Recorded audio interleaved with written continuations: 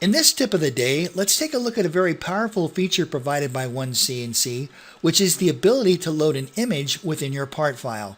I'm going to hit the spacebar twice to quickly go to a top view.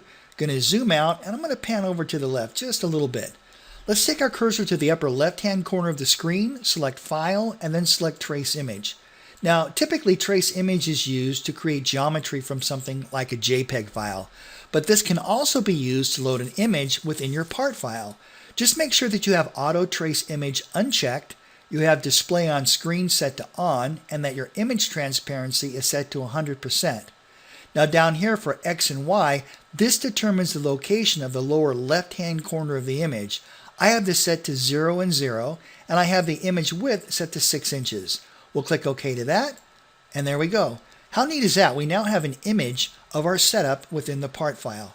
Now please keep in mind this image is only temporary, and again it's typically used to create geometry from a JPEG file. However, using something like Microsoft WordPad, we can perform a screen capture of this and then use WordPad to save the file and also print it out. So to actually capture this, we're going to hit the Print Screen button located on your keyboard. Now, the Print Screen button is typically located near the function key 12 on your keyboard. So let's click the Print Screen button. Now the entire image has been saved to the clipboard. Now let's open up Microsoft WordPad. Now once WordPad's open, you can immediately paste in the screen capture if you want, or you can embellish this and add text or whatever you'd like.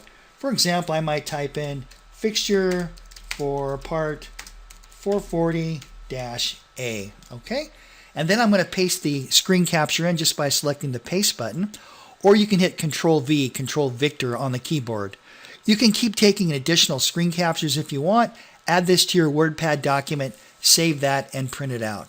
All right, that's it for this tip of the day. Thank you so much for watching, and I look forward to seeing you in the next video.